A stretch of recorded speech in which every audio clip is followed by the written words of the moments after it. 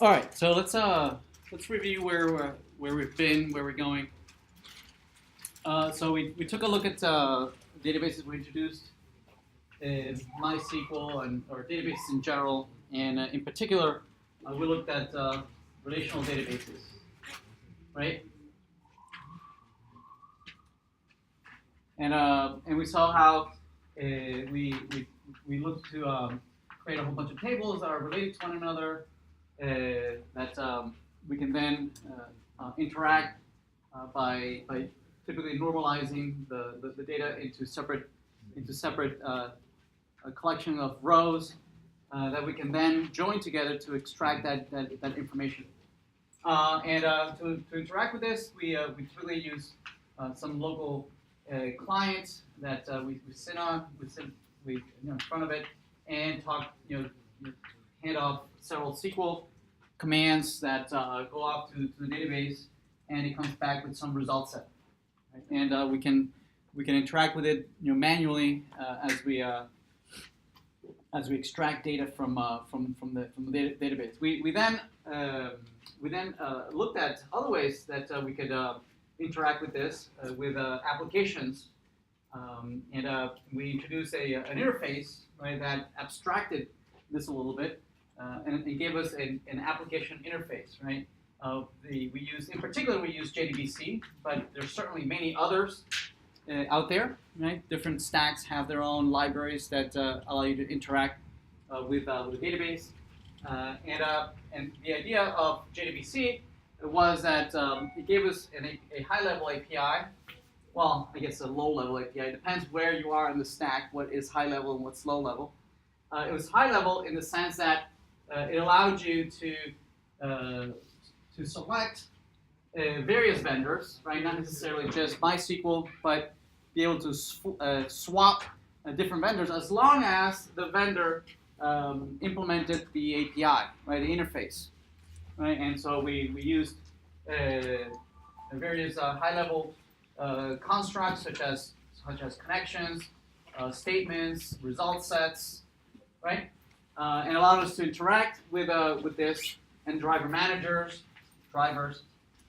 that allowed us to interact with the database at a high level, so that we didn't have to specifically know anything about any particular vendor, right? Whether this was Oracle or MySQL, SQL Server, or Postgres, right? They all implemented the same API. We could create an application way up here at an application level that abstracted that extracted that access, right?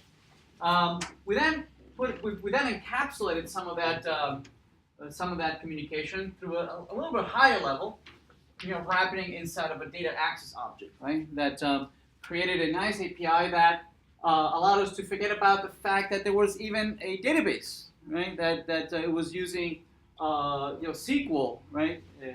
That it provided APIs such as create an instance, or find me those instances, or right at the so that you can think about objects instead of thinking about records and their foreign keys and their primary keys. Yes. So we've been abstracting, creating many layers of abstraction. The database itself is a layer of abstraction, correct? Right. The databases abstract the fact that everything is being stored in the file system, right? In some binary representation that is proprietary to the vendor, correct? There are no real tables, there are no real records, right? There are no foreign keys and primary keys. That's just in our heads, right? We've all agreed to this mental model of how we're storing the data. Yes, it's just an abstraction layer that we've built on top of some, low-level binary representation that is stored in a file system. Correct? Okay. So yeah, I mean, we are animals that create abstractions on top of abstractions on top of abstractions. We just are making away from what's really happening underneath. So we're way up here at the data model, where we can create instances of students and faculty and find courses, and we can see who's enrolled, and we're thinking about this high-level object model, right, without necessarily thinking about how this eventually gets converted into some binary format. Okay, that's what the data layer, this data layer, right, gives us, allows us to think about the data at a very high level. On top of that, you probably might have a business layer, right, which would implement high-level rules on how the business is run, right? That certain things are open from 9 to 5. You can't access your account if you don't have this. You can't, right? You can't withdraw more than 6 times a month if it's a savings account, right? You can't withdraw more than $500, right? All those rules, right, are the business layer that are built on top of this data model. Anyway, somewhere in the late 90s, there was a movement to see if we could all these disparate systems that were somewhat of islands that lived in different islands, right, on their own particular enterprise, right? If we could somehow integrate them somehow, right? I mean, they all had this layer, right? This stack, this technology stack. They all had their own little databases, right, with their own little object models and all their own representations. Somebody thought, well, wouldn't it be nice if somehow we could integrate some of these, right? There might be a bank over here. There might be a factory here. There might be maybe this might be Ford Motor Company, and this is the government, and this is the bank. And these are the providers for Ford Motor Company. And it would be nice if these guys can talk to one another and share information, right? I could automate a lot of the mechanisms that if Ford Motor Company needs more tires or needs more windows or doors or whatever, right? If we could automate some of this mechanisms where things are ordered automatically, and I can see the inventory, and so all this integration certainly could optimize the whole production line for Ford. If Ford could also automate the communication maybe with its bank because it needs loans to fund a new model, and all, if that could also be automated, right? That could also increase the efficiency. If it could integrate perhaps with its governmental agencies and acquire licenses and different legal things about the government, permissions and whatnot. If that could be automated, certainly that would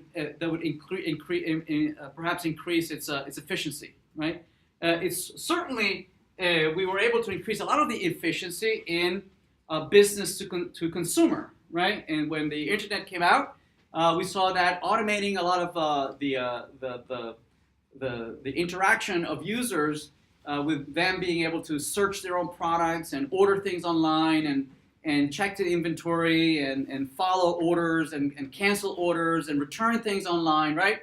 That improved a lot of the efficiency of how things were sold in this country. Yes, there was no need to call anyone and say, hey, do you have that in black, right? What about the size of the shoes, or do you have that? All that interaction, right? Was improved. So equally, we were looking to improve business to business efficiency, right? Where different entities, different business entities could interact, and we could improve the efficiency between these two, between the different players in this node. But each one had this proprietary implementation of their own schemas, right? Their own data models, their own whatever stack they were using. Maybe not JDBC, they were using something else, .NET. They were using some other, but implementing the same ideas, right? Different layers of abstraction, data layers, business rules, and how they ran their own businesses. But they were all different islands, right? Where they were not necessarily interact with one another. And as they look to integrate and be able to exchange and automate all this, a lot of challenges came up with, right? So how are we going to share data? First of all, what does this look like, right? What am I going to send you? What are you going to send me, right? And so that was very, very challenging. everybody settled on a particular format on how is that the data was going to be exchanged, and it looked like XML turned out to be one of the big winners on how the data was going to be represented back and forth between these parties.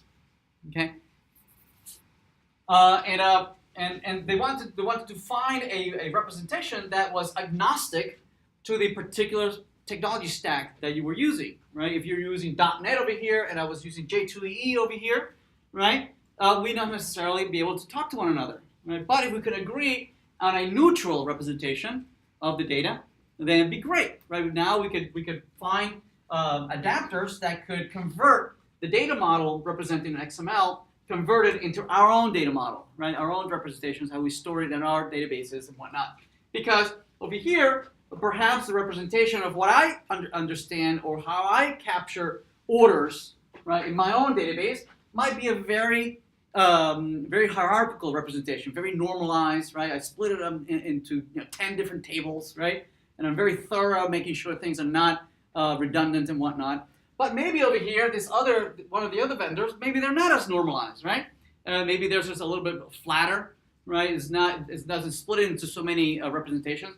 And what you consider to be a customer, I might call it something else. I might call it a client. And you might represent your first name and last names just with first and last. I might represent it maybe with FN, and LN, right? And we might have completely different representations, right? You might represent addresses in separate tables. I might represent it inside of the original, inside of the parent, right? So the schemas here probably are different. So we had to come up with ways that even if we could agree on the contract of the data that goes back and forth, right? Ultimately, that needed to be converted or transformed into my own representation, right? Mapped back into my schema or back into your schema. Make sense? So that was very, very challenging. At the end of the last century, the idea of encapsulating these environments, right? These islands, encapsulating them with endpoints, right? Endpoints that allowed you to query data and retrieve data, right? In a particular structure that we can all agree, right? Became the big deal back then, right? And this was referred to as web services, right? Web services. And towards the end of the century, a lot of vendors were competing to see who could make the simplest web service, right? Give me a data model, press a button, and here it is. Here's all the code that you need, to be able to expose your data model, to expose your proprietary data, right? So that it could be integrated with other folks. Okay. Another big idea that became in vogue was that using just a very simple HTTP connection between these two, right? It used to be that, but before HTTP, if anybody wanted to connect, two processes through a network, right, you had to go through a lot of security concerns, through system administrators and operations to make sure that connection would be secure. Right? Who's going to be responsible of what's going to go through there? Somebody's going to hack us through that port, right? But HTTP servers had been around forever, right? It's a port that nobody really cared about until the web became so popular, right? And it's a port that it's always open, right? That you can just hit something. It's just ASCII back and forth, right? Whatever you do with the ASCII that goes back and forth is your business. How you interpret that. What do you map it to some executable? But it was already open. Yeah, there was no need to open up some, or ask for any permission to open up just an HTTP connection, right? HTTP servers are, dime a dozen. They're expensive. They're free. There's tons and tons of HTTP servers out there. So it's a very inexpensive mechanism to just set up a network connection to just go back and forth, exchange data in a neutral representation, right? XML. XML became very, very popular. I guess because they had a lot of backing from a lot of big big names, right? IBM got behind it, Oracle got behind it, Sun Microsystems before it became Oracle got behind it. So a lot of big players got behind the idea, and this just exploded. The use of web services and XML communication. The thing is that web services, it was sold as it was going to solve everything. Everything was going to be integrated. And it turned out to be much more complicated than we thought it was going to be. Integrating systems, it's much more challenging than we thought, it's somewhat we failed miserably towards the end of the last century. It was a great idea. Obviously, the .com bust didn't help. A lot of people lost a lot of money. A lot of so all that just vaporized. But the idea stayed. Right? The idea stayed, and today, has resurfaced. Is today one of the main ways that web services is now also become very, very popular again.